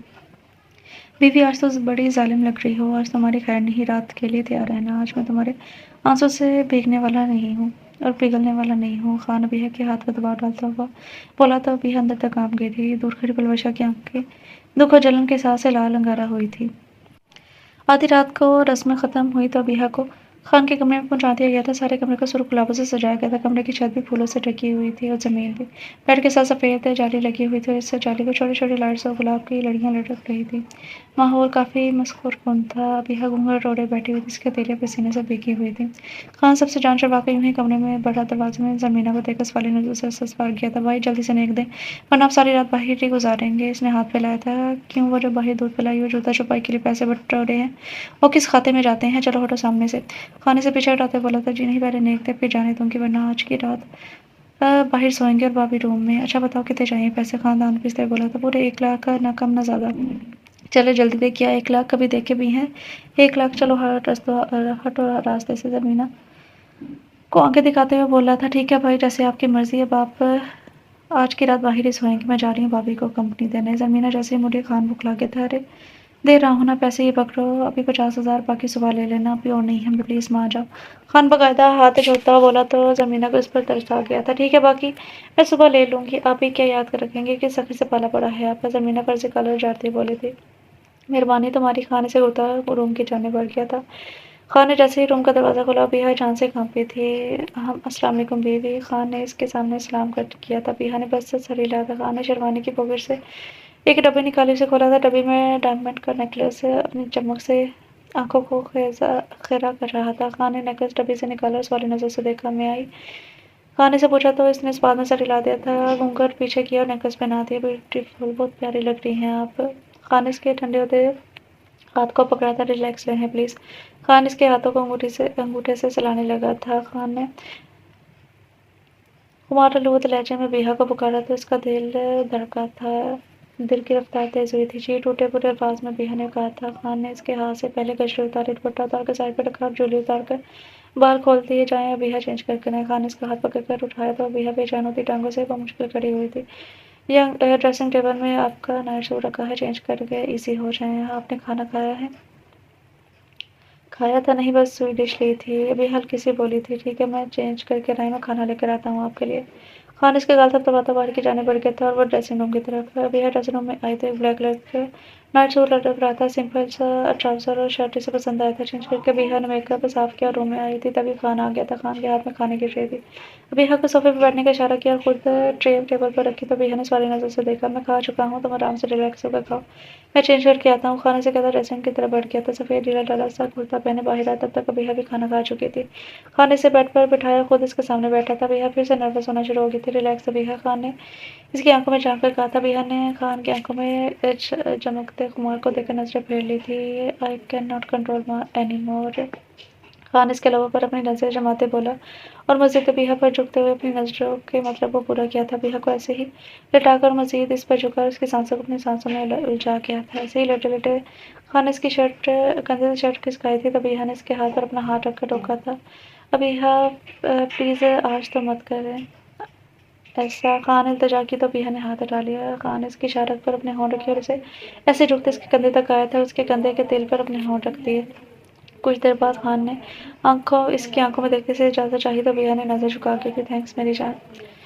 खान ने इसकी आंखों को चूमते हुए कहा था और हाथ बढ़ाकर साइड लैंप बुझा दिया था। चांद भी इन्हें प्यार में डूबा देख कर शर्मा कर बादलों की उनमें छुप गया था। रात आस्ते आस्ते पिघलती गई थी। सुबह की रोशनी टेरेस के शीशे से अंदर आ रही थी। बिहा का चेहरा इस तरफ था इसलिए इसकी आंख खुली थी। बिहा ने पीछे देखा तो खान इसके बालों में मोतिया से हो रहा था। खान का एक हाथ बिहा की गर्दन के गिर्द और दूसरा कमर के गिर्द इसार बनाए हुए था। बिहा के चेहरे पर मुस्कुराहट आ गई। मुसलसल नजरों की तफीर से खान की आंख खोली और बिहा को अपनी जानिब देखता पाकर से मजीद करीब किया था। सुबह बखैर मेरी जान। खान ने बिहा का माथा चूमते हुए विश किया था। सुबह बखैर। बिहा ने जवाब दिया और उठने की लगी मगर खान ने उठने न दिया था। खान ने उठे, देखे 10 बज रहे हैं, सब क्या सोच रहे होंगे, जल्दी उठे, मैं कपड़े निकालती हूँ, आपके फ्रेश हो जाएं। अब यह हाथ छुड़वाती वॉशरूम की जाने बढ़ गई थी जब खान ने दोबारा उसका हाथ पकड़ कर उसे अपने ऊपर खींचा था। अभी आपको एक बात पता है कि आपकी आंखें कितनी प्यारी हैं, तुम्हारी आंखों की बुलाए ले लूं। खान अबीहा खान को देखती सोच रही थी कि जिंदगी एकदम इतनी खूबसूरत आसान हो चुकी थी मगर आगे क्या होने वाला था बेखबर थी। शाम 5 बजे का वक्त था। वलीमे के तमाम इंतजाम मुकम्मल थे। सब अपनी तैयारी में मसरूफ थे। जब बशाहत में कुछ छुपाए नौकरों के क्वार्टर की जानिब निकली थी और अब रूम की तरफ बढ़ी थी। किसी के वहम गुमान में भी ना था कि वो ये क्या करने वाली है। ब्यूटिशियन बिहा को तैयार कर रही थी। कल के मुकाबले आज मेकअप थोड़ा डार्क था। बिहा काफ़ी जच रही थी। बिहा ने ऑफ वाइट मैक्सी पहनी थी इसलिए खान ने भी इसके साथ मैचिंग की थी। रेड ब्लू 4th पीस के साथ वाइट शर्ट पहनी हुई थी। वलीमे के अरेंजमेंट हवेली की बजाय होटल में किए गए थे। आगाजान अपने बच्चों की खुशी देखते खुश थे, जबकि आंखें बहुत पर नम हो रही थी। हाल की लाइट ऑफ हुई और एक स्पॉटलाइट में वो दाखिल हुई थी। अभी हर खान पर फोकस किया हुआ था, जो आस्ते आस्ते चलते स्टेज की जाने पहुंचे थे। इनके स्टेज पर बैठती तमाम लाइट दोबारा ऑन हुई थी। दोनों स्टेज पर साथ बैठे सूरज चांद की जोड़ी लग रहे थे। पलवशा हाल में सबसे अलग थलग थी। जब अली करीब आया था, हम कैसी हैं पलवशा से देखते कोफत का शिकार हुई। जी ठीक। एक लफ्ज़ी जवाब देकर पलवशा वहां से जाने लगी। जब अली इसकी अगली बात के कदम झगड़े थे। मैं आपसे शादी करना चाहता हूँ, will you marry me? Ali आंखों में आंस लिए पूछ रहा था। पलवशा इसकी जाने मुड़ी थी। मुझे आपसे शादी करने का कोई शौक नहीं है, और ना ही मैं आपमें इंटरेस्टेड हूँ। उसके बाद सामने आज के बाद सामने मत आइएगा मेरे, वरना मैं लिहाज नहीं रखूंगी, समझे आप? पलवशा गुस्से से कहती वहां से वॉकआउट कर गई थी। अली वहां से मुझे दिल से पलट गया था। खान ने ये मुझसे बड़े गौर से देखा था, महसूस किया था। रात 12 बजे के करीब सब लोग फंक्शन से फारिग होते हवेली वापस आए थे। खान अपने दोस्तों के साथ हवेली की बैठक में बैठा हुआ था। रबीहा इसका इंतजार कर रही थी। खान अपने दोस्तों के साथ हवेली की बैठक में बैठा था और वो इसका इंतजार कर रही थी। कमरे में इधर उधर टहल रही थी। 1 घंटा गुजर चुका था, मगर अभी तक न आया था। वो वहीं समय पर बैठ के जब दरवाजा नॉक हुआ, अबीहा ने इजाज़त दी तो पलवशा हाथ में दूध का ग्लास लिए सजाए कमरे में दाखिल हुई थी। अबीहा इस वक्त इसे देखकर हैरान हुई थी, मगर जाहिर न किया। ये लो मुरे जाने दूध भेजा और कहा है कि तुम्हें अपने सामने पिला कर आऊं। और जल्दी से पियो, मैं भी थकी हुई हूँ, मुझे जाकर सोना है। पलवशा अबीहा को ग्लास पकड़ाते हुए बोली तो अबीहा ने चुपचाप ग्लास थान लिया। और खड़ी क्यों हो, बैठो ना। अबीहा ने सफर की, मगर पलवशा ने मना कर दिया और अबीहा से खाली ग्लास लेती वापस चलती। दरवाजे पर पहुंचकर एक शैतानी मुस्कुराहट उसके चेहरे पर आई थी, जिसे अंदर आते हुए खान ने नोट किया था। खान को देखती पलवशा कमरे से निकली थी तो वो भी कमरे में दाखिल हुआ था। अबीहा खान को देखते सोफे से एकदम चकरा गया था। खान ने तेज से आगे बढ़ा था। क्या हुआ अबीहा, सब ठीक है? खान परेशान हुआ था तो अबीहा मुस्कुराई थी। मैं ठीक हूँ, बस हैवी ड्रेस की वजह से शायद लड़खड़ा गई थी, मैं चेंज करके आती हूँ। अबीहा खान को तसल्ली देती वही वो ड्रेसिंग रूम का दरवाजा खोलती आराम से नीचे गिरी थी। खान जो जूते उतारा था, अबीहा को गिरते देखकर इसकी तरफ भागा। अबीहा क्या हुआ है तुम्हें, तुम ठीक तो हो? खान ने अबीहा को सीधा किया। इसके मुंह से झाग निकल रही थी। खान के हाथ पैर फूलने लगे थे। जल्दी से अबीहा को उठाया बाहर की जाने भागा था। अबीहा को गाड़ी में डालकर अस्पताल पहुंचा दिया गया था। अबीहा की हालत देखते हुए इसे इमरजेंसी में ले जाया गया था। खान जल्दी से किसी को भी न बताया आया था। सबका सोचते हुए खान ने रिसेप्शन से हवेली में कॉल की थी। अबीहा की हालत का बताया। 10 मिनट में सब हॉस्पिटल पहुंचे थे। अहमद साहब जल्दी से खान की तरफ आए थे। खान बेटा क्या हुआ है अबीहा को? चाचू प्लीज, आप अबीहा ठीक हो जाएगी, आप टेंशन ना लें। खान ने इन्हें हौसला देते हुए खुद रो पड़ा था। आका जान ने इन्हें इससे गले लगाया था। कुछ नहीं होगा, वो ठीक हो जाएगी, बच्चे हौसला रखो। सब हॉस्पिटल के कॉरिडोर में परेशान कर रहे थे। 3 घंटे बाद इन्हें डॉक्टर ने कोई तसल्ली बख्श जवाब न दिया था। आईसीयू से डॉक्टर बाहर आया तो खान तेजी से इसकी तरफ बढ़ा था। डॉक्टर, मेरी वाइफ कैसी है, क्या वो ठीक है? वह ऐसे बेहोश क्यों हो गई थी? खान बिल्कुल हालत में डॉक्टर से पूछ रहा था, मगर डॉक्टर भी इनकी जानिब आए थे। देखिए, इन्हें खासी मकदार में पॉइजन दिया गया है और मैदा वाश करने के बावजूद इनकी हालत में कोई बेहतरी नहीं आ रही। बस दुआ कीजिए, अब कोई मौसा ही हो सकता है, हम पूरी कोशिश कर रहे हैं। वो कहते यहाँ से चले गए थे। वो जो सबकी जान हलक में आ गई थी। मैं पलवशा को नहीं छोड़ूंगा, अगर मेरी बीवी को कुछ भी हुआ तो। खान गुस्से से खोलता वहां से वैली पहुंचा था। अहमद खान पीछे रखी कुर्सी पर टह गए थे। आखिर इकलौती बेटी थी, इसे भी खो देते तो क्या बचता इनके पास। खान घर आते पलवशा के कमरे की जाने बढ़ गया था, जहाँ पलवशा टेरेस का दरवाजा खोले खड़ी थी। खान ने पीछे से इसके बालों को मुट्ठी में जकड़ा था। इस अफरात पर वो घबरा गई थी। खान ने इसका रुख मोड़ा और खींच कर एक थप्पड़ से लगाया। वो मुँह जमीन पर जा गिरी थी। तुम्हारी हिम्मत कैसे मेरी बीवी को नुकसान पहुंचाने की? मैं तुम्हें जिंदा नहीं छोड़ूंगा, अगर इसे कुछ हुआ तो। हाँ दिया मैंने इसे जहर। क्यों? तुम सिर्फ मेरे हो, क्योंकि मैं तुम्हें पसंद करती हूँ। मैं तुम्हें किसी के साथ बांटना नहीं चाहती, इसलिए मरना होगा इसे। पलवशा जुनूनी अंदाज में कहती जोर जोर से हंसती थी। परवीन बेगम दरवाजे पर खड़ी अपनी बेटी की हालत देख रही थी। अगर इसे कुछ भी हुआ तो मैं तुम्हें जिंदा नहीं छोड़ूंगा, ये बात तुम याद रखना। खान इसे फोन करता मुड़ा और परवीन बेगम को नजरअंदाज करते वहां से चला गया था। डॉक्टर आईसीयू से बाहर आई थी। खान लिपकन की तरफ किया था, कैसी है मेरी दिल की धड़कन है? डॉक्टर ने इसे मशरूम दीवाने को देखा था। वो अब ठीक है, she is out of danger now. Khan वही मस्जिद में गया, रब का शुक्र अदा किया था। बाद शीशे से अपनी ज़िंदगी को देखा, शीशे पर हाथ रखा। क्या से क्या हो गया था इतनी सी देर में? इसकी खूबसूरत सी ज़िंदगी के साथ बेआवाज़ ज़रूर रहा था, मगर संभला। लेकिन दिमाग में पलवशा का कारनामा याद आया तो आंखों में खून उतरता। फ़ौरन हॉस्पिटल से निकल कर आया। घर आकर पलवशा के कमरे में गया था। इसे घसीट कर बाहर लाया, चीखते चलाती रह गई थी। खान छोड़े, मुझे दर्द हो रहा है।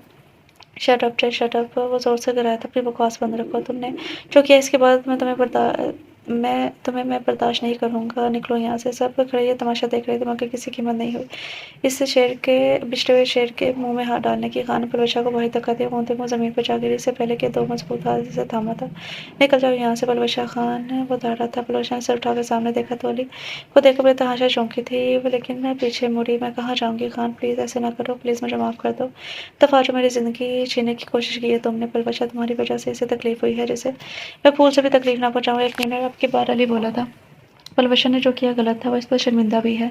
हाँ, मैं शर्मिंदा हूँ, मैं माफ़ी के काबिल नहीं हूँ खान, पर कुछ वक़्त तो मैं तुम्हारी और अबिया की ज़िंदगी से बहुत दूर चली जाऊँगी। अपनी गलती पर शर्मिंदा होती रो दी थी। अपने रहने का बंदोबस्त कर लूँ प्लीज़ खान। मैं पलवशा इसके सामने गिड़गिड़ाई थी। इसकी ज़रूरत नहीं है, मैं आपको पलवशा मैं आपसे निकाह करूँगा, आप मेरे साथ रहेंगी। क्या बकवास कर रहे हो अली, पागल हो गए हो क्या? तुम इस बेहिस औरत से शादी करोगे जिसने एक मासूम की जान लेने की कोशिश की, मगर वो शर्मिंदा है। खाने से अपनी गलती के एहसास में पलवशा को पसंद करता हूँ यार, आज से नहीं, जब से शादी में देखा है, जब से पहली नज़र की मुझे मोहब्बत हुई है। मैं नाम देना चाहता हूँ इसे अपना। क्या आप शादी करेंगे मुझसे? पलवशा प्यार से पूछा गया था। पलवशा ने भीगी हुई पलकों समेत अली की जानिब देखा था, जहाँ इसे अपनी मोहब्बत का टाटे मारता समंदर और इज्जत एहतराम नजर आया था। इसे सर हिलाकर हाँ कहा और अली को इसकी ज़िंदगी की सबसे बड़ी खुशी दे दी थी। Thank you Palwasha, thank you. मैं आपको बहुत खुश रखूँगा, आपको कोई भी तकलीफ़ नहीं होने दूँगा अपने, जो कि अब तक इसे बुलाकर नई ज़िंदगी की शुरुआत करेंगे। अली ने पलवशा का हाथ पलकों से लगाया। सब नफूस इन्हें देख रहे थे। अली खान की जनमत वजह हुआ वो अभी तक इसे घूर रहा था। यार प्लीज़ मेरी खुशी के लिए, मेरी खुशी में खुश हो जा, माफ़ कर दो। अब भाभी भी ठीक है, नई ज़िंदगी शुरू करते हैं प्लीज़। अगर जैसे तुम खुश, मेरे दोस्त, माफ़ किया मैंने तुम्हें। पलवशा खान ने इसके सर पर हाथ रखा, उसके हाथ अली के हाथ में दे दिया था। खान जल्द अबीहा के पास हॉस्टल पहुंचा था। अबीहा को रूम में शिफ्ट कर दिया गया था। अपनी ज़िंदगी के पास आया जहाँ वो बेड पर आंखें मूंदे लेटी थी। अबीहा मेरी जान, मेरी ज़िंदगी क्या हाल हो गया है, आई एम सॉरी मेरी जान, मैं आपकी हिफाजत नहीं कर सका, मुझे माफ़ कर दे मेरी जान। वो उसके माथे पर लप रखते बेगी पलकों समेत बोला था। अबीहा ने आंखें खोली। खान पुकारा गया था, जी मेरी ज़िंदगी क्या हुआ है, जल्दी से ठीक हो जाओ। जी खान मैं ठीक हूँ, आप रो क्यों रहे हैं खान? अबीहा अगर तुम्हें कुछ हो जाता मैं मर जाता, कैसी बातें कर रहे हैं खान, मैं ठीक हूँ, आप रोए नहीं। अबीहा ने खान के आंसू साफ किए थे। मेरी जान, खान इसके गाल पर लप रखे थे, वो झप सी गई थी। खान मुस्कुराया था, घर चले जान। ठीक क्यों नहीं, ओके चलो। वो उसे लेकर घर आया था, खुद गाड़ी से उतर के इसे गोद में उठाकर कमरे में लाया था। लाल चेहरा लिए हुए खान से मुखातिब हुई थी। खान छोड़े, मैं चल सकती हूँ ना मेरी जान, मैं तुम्हारे पाँव ज़मीन पर ना पड़ने दूँ। गोद में उठाया उसे कमरे में लाया था। इतने में मेड से कहकर खाना लगवाया था। अबीहा को अपने हाथों से खाना खिलाया था। इसे मेडिसिन दी और इसे लौटा दे। मेरी जान, तुम मेरे लिए कीमती मता की तरह हो। वो कहता बहुत नरमी से इसके लबों पर झुका, मोहब्बत का जाम पिया था। कुछ देर बाद नरमी से पीछे हटा, उसके माथे पर मोहब्बत की मुहर शपथ की थी। इतने में खान की मोरे जान, बाबा जान, अबीहा के बाबा और आगा जान कमरे में आए थे। कैसी हमारी बेटी? बेटी खान की मोरे ने अबीहा के सर पर हाथ रखते हुए पूछा था। मैं ठीक हूँ मम्मा, गुड। इतने में पलवशा परवीन बेगम भी कमरे में आई थी। पलवशा आगे बढ़कर अबीहा के सामने गिड़गिड़ाई, मुझे माफ़ कर दो अबीहा, मैं काबिल तो नहीं हूँ इसके, मगर मैं बहुत शर्मिंदा हूँ, मैं पागल हो गई थी, मैं भटक गई थी, मुझे माफ़ कर दो। अबीहा ने इसकी आंखों में देखा जहाँ वो वाकई शर्मिंदा थी। मैंने तुम्हें माफ़ किया पलवशा, गलती इंसान से होती है, हमसे भी हो जाती है, हम कौन सा फरिश्ता है, कोई बात नहीं, भूल जाओ। पलवशा अबीहा के गले लगी, सबकी जिंदगी में बाहर आ गई थी। खान जब भी खान की मोरे जान बोली थी, अब मेरी बहू ठीक हो गई है तो मुझे मेरी छोटे दिलावर का दीदार करवा दो जल्दी से। अब हाँ, बेहा कानों तक सुर्ख हुई थी, क्यों नहीं मोरे जान जल्द। खानदान तो तले दबाता हुआ बोला था। बेहा छप सी गई थी। चलो आराम करो तुम बेटा, वो कहते बाहर गई तो उनके पीछे सब इन्हें दबा देते बाहर निकल गए। तो क्या ख्याल है बेगम, मोरे जान सही बोल रही है, इनकी ख्वाहिश पूरी करना हमारा फर्ज है, वो कहता इसे लटाकर इस पर झुका था। खान छोड़े, मुझे क्या कर रहे हैं? अभी आंखें मीच गई थी। खान मुस्कुराया, इसकी आंखें चूमी थी। इस बजा बजा अपना लम छोड़ते इसे अपने वजूद में छुपा लिया। 5 साल बाद। हाथी बेटा इधर आओ ना, कब से बुला रही हूँ मैं। अभी हाथी को ढूंढती बाहर आई थी। वो बिल्ली के बच्चे के साथ खेल रहा था, इसे जबरदस्ती चॉकलेट खिला रहा था। वो नहीं खाता तो इसे थप्पड़ मारता। हाँ हाथ, ये क्या करे हो बेटा, वो मासूम है और ये बिल्ली चॉकलेट नहीं खाती। मामा ये मेरी बात नहीं सुन रही है, मैं इसे सजा दूंगा अगर ये बात नहीं मानेगी तो। ऐसा कोई नहीं आज तक जो हाथी दिलावर खान की बात ना माने, मैं इसको सजा दूंगा, ये मुझे पसंद है, मैं इसे अपने पास रखूंगा। वो बाप जैसे तेवर लिए बोला था। भैया ने माथा पीटा था, उसे देखा जब वो बाप जैसा था।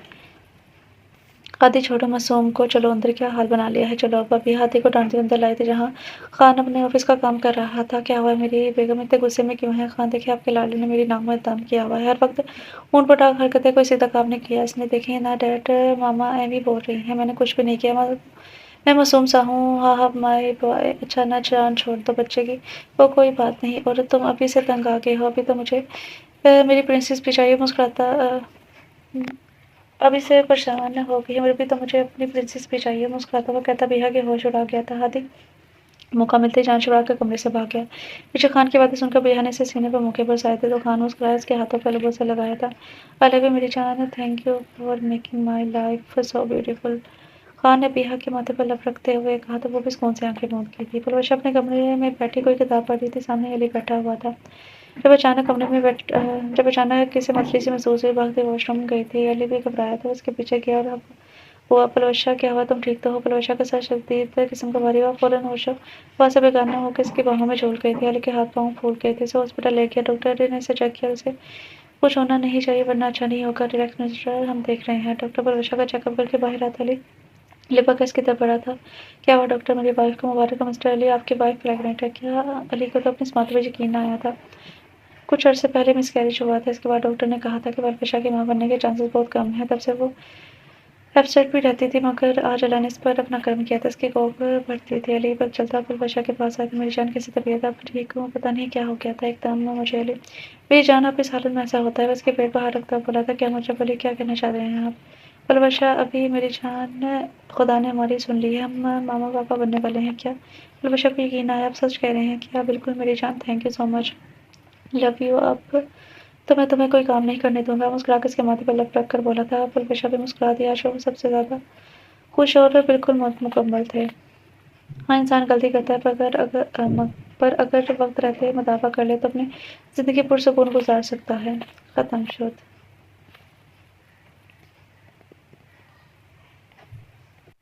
सो डे रीडर से था नावल एक हसीन इंतकाम, राइटर हैं सना जहान।